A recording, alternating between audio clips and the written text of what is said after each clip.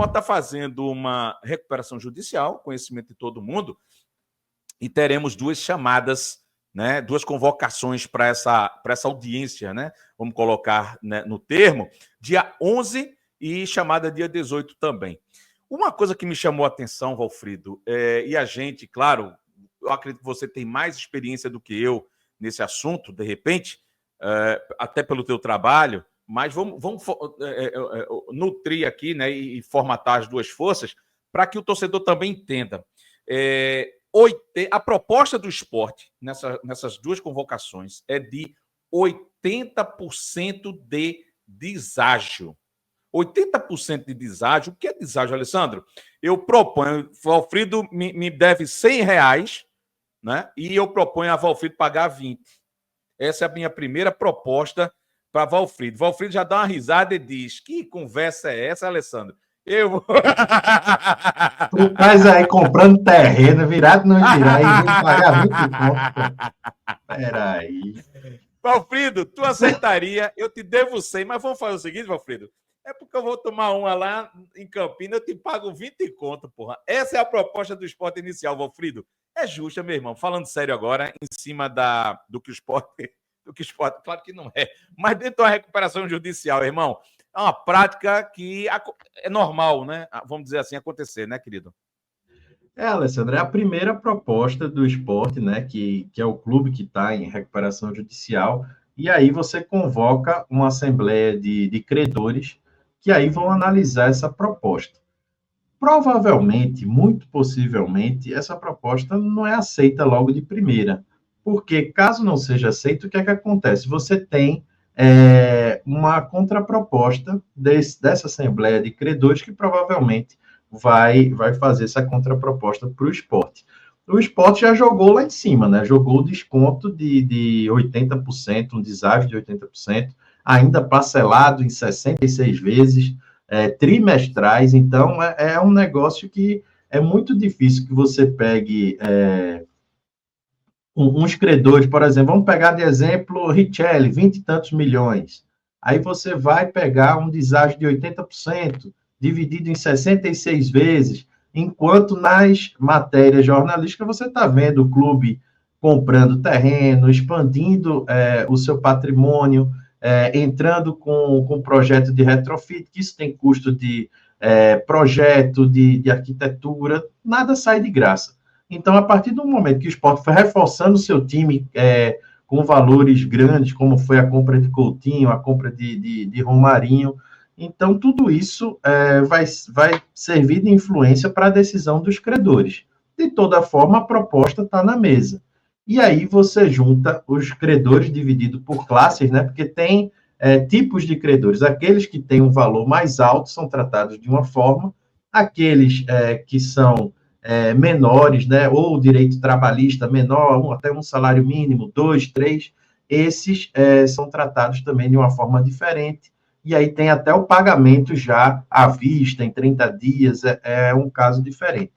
Porém, eu acredito demais que é uma primeira proposta, então, muito provavelmente, os credores vão fazer uma contraproposta para a gente chegar num termo adequado, que é para isso que serve a recuperação judicial. Não é para o clube dar calote, é para que o pagamento seja feito de uma forma que não estrangule o clube, mas também que o credor tenha o seu crédito satisfeito, mesmo que não seja 100%, até porque, Alessandro, esse deságio a gente tem que pontuar também, tem juro, tem multa, tem muita coisa, e às vezes o principal, ele está próximo desse 20%. Entendeu? Boa, você pegar uma dívida de 100 milhões, mas o quanto era o principal? Essa dívida originalmente era 20 milhões, mas com juros virou 100. Então, a partir do momento que você propõe pagar 20, muitas vezes a pessoa fala, não, o principal está aqui garantido, eu abro mão dos juros, do correção monetária e recebo esse dinheiro. Então, apesar de eu achar que não vai ser aceito de primeira, porque é uma primeira proposta, e os credores têm essa possibilidade de fazer uma contraproposta, eu não acho que está tão longe assim também. A gente brinca, né? Tem 100, vai pagar 20, mas quando você coloca juros e correção, muitas vezes não está tão longe assim, e talvez numa contraproposta a gente chegue em um valor que não seja tão alto para o esporte consiga pagar, se recuperar e ter uma saúde financeira melhor aí para o futuro. A gente sabe que os juros no Brasil, né, são exorbitantes e é como o Valfrid está dizendo. Claro que a gente está brincando para introduzir o assunto, né? 100, pago 20, mas como o Valfrido bem colocou, né, no sentido aí, dentro desse montante tem os juros, tem toda essa situação aí dá uma batida, o esporte também tá... Isso é uma negociação, gente. Então, eu vou comprar um produto, ó, eu pago à vista, eu não pago. Tem as regras do jogo, é verdade, mas, a grosso modo, é uma negociação que não é aberta. Tem as regras, tem tudo direitinho, senão não seria uma recuperação judicial. É bom entender também que o passivo líquido do esporte, né, dentro também do contexto dessa turma, de empresas, de funcionários, ex-funcionários, etc, etc, etc, ela chega com tributos, né? Pode chegar até 350 milhões, mas não se assustem. Por que 350 milhões? Né? A 400, vamos colocar assim. Tem até um material muito bom no Globoesporte.com de hoje, de ontem para hoje, falando sobre isso aí. Mas deve chegar a uns 400 milhões. De 160, 150 até seus 400 milhões. Por causa dos tributos também, claro, metade disso, né? 350, 400 milhões, aliás, metade de 350, 400 milhões, mais ou menos por aí, mas tem também porque essas ações que ainda estão rolando. Então, somado o que já tem, 150, 160 milhões, mais algumas ações que, porventura, vão chegar e devem chegar, porque o esporte estava desorganizadíssimo com relação a essa parte financeira, aí pode chegar a 350, 400 milhões, né, de outras situações em curso. Com relação à união, tributo, né, Valfrido? Futebol é um mundo paralelo. Se fosse eu, Valfrido, ou você em casa devendo isso ao Estado, o Estado quer o dinheiro. Quer e tem que ser na hora, a regra está ali, mas ele bota para torar mesmo, e você, bem dizer, né, pelo gesto que eu fiz aqui, você se lasca assim 2 vezes. Mas futebol, né, e aí entra um contexto, que eu estou brincando aqui também com a situação, mas entra uma situação que o futebol, o clube, ele tem um lado social, aí, olha, eu vou fornecer isso para a sociedade, eu vou fornecer aquilo, eu cedo espaço, eu empresto minha marca. Então, a união, né, tem feito muita negociação com os clubes, não só, né, de Pernambuco, mas como também do Brasil, né, Valfrido? Aí usa a marca, usa toda a estrutura social para bater isso aí. Do lado do tributo, eu não sei se o que é que você entende disso, eu não estou com receio, não. E a maior parte dessa dívida é tributo.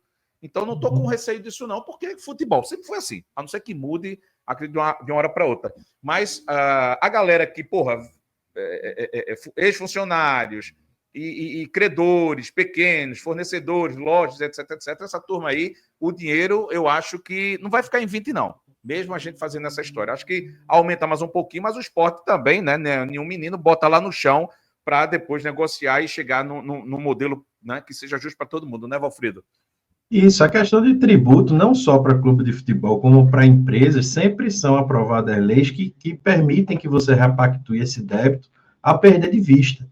Então, quando se fala em débito com tributo, eu me preocupo menos, porque sempre existe a possibilidade de você conseguir fazer um acordo com o Estado e diluir esse débito por mais de 100 parcelas, às vezes até 200 parcelas, para você pagar. Então, você pagando a primeira parcela, você já tem o seu nome limpo, né, na questão de débito de tributos, e você segue. Isso já tinha sido feito com o esporte, inclusive. Porém, o esporte, em dado momento, parou de pagar o parcelamento, e aí volta todo o débito com juros, com tudo, como se você nunca tivesse pago. Mas esse acordo com o Estado ele é mais simples. Com os credores, é isso que a gente conversou. A gente estava falando do terreno, eu vi aqui um comentário de Altamir da Silva Barbosa, que é interessante, que ele fala, tem sempre lembrar que oportunidades acontecem, Valfrido, o terreno pode ter sido uma oportunidade única. E Altamir, a gente não está criticando a compra do terreno, não, muito pelo contrário. Um ativo para o esporte, um ativo importante que pode gerar frutos. A gente tem aí o exemplo de Pedro Lima, que veio a partir de um trabalho de CT. O CT é sempre um investimento necessário e bom para o esporte. Se surgiu a oportunidade, muito bom que tenha sido comprado. Só que a gente fala no sentido de os credores também estão vendo as notícias. Então, os credores sabem que o Sport vendeu Pedro Lima e que a parcela vai chegar a partir de dezembro. Os credores sabem que o Sport fechou um acordo com a Liga Forte União e que 20% dos direitos de transmissões de 50 anos estão sendo pagos. E, inclusive, o advogado de Richelli usou isso em uma das petições que foi rejeitada, indeferida pelo juiz da recuperação judicial, que os advogados de Richelli queriam que fosse encerrada a recuperação, porque o valor da Liga Forte União, junto, nesses 2 anos que o Sport tinha a receber, era maior do que a recuperação judicial cadastrada de 150 milhões. Então, tudo isso entra no bolo na hora da discussão. Os credores sabem das receitas do Sport, o Sport precisa, numa transparência, mostrar que está recebendo e o que está também ampliando no seu patrimônio, e isso talvez dificulte um pouco para você ter um credor aceitando um deságio tão grande. Porém, eu repito, essas dívidas ela tem muito de juro e multa. Então, quando você fala no deságio, muitas vezes você está falando de juros e multa, e aí, se você tem 20 milhões, mesmo que você tenha essa multa que chegue a 100, você recebe o principal e resolve seu problema, ao invés de ficar aí com o risco de calote, né? Uhum. O Perdiliano, que é um grande incentivador da gente aqui, agradeci ontem o Pix que ele fez e sempre agradecendo. Gratidão, como diz o Will, é um sentimento que a gente nunca deve deixar de agradecer. Perdiliano é advogado, tá? Um dos bons advogados aqui do nosso estado, amigo nosso. Ele está dizendo, deixa de ser devedor pagando a primeira parcela. Só para entendimento. É aquela história, você está devendo uma conta de luz, né? Aí vai lá, negocia, paga a primeira parcela, você automaticamente adquire seus direitos de sair do negativo, de poder comprar outras situações, etc, etc, etc. É nesse sentido, só para deixar mais explicadinho, e não, paguei a primeira, lascou, não pago mais nada não e não sou mais devedor. Continua, aspas, devendo, mas na regra do jogo, você fica com o nome limpo, né? Você fica com o nome limpo, pronto, que é importante. Pronto, resumiu melhor do que eu aí o que significa. Valeu, meu querido Perdiliano, e é bom lembrar, existe uma sequência de pagamentos. A primeira é de ex-funcionários, tá, gente? Então, débitos trabalhistas. Esse é o primeiro que vai para o pagamento, para a negociação, mas está sendo bem conduzido, graças a Deus. Eu tenho elogiado muito aqui o departamento jurídico do esporte, de vez em quando os meninos até vêm aqui para nos ajudar, né? O pessoal do esporte mesmo para cá para ajudar nesses entendimentos. E essa semana, inclusive, eu vou ver se eu falo com a turma para conversar sobre isso daí. Tá certo?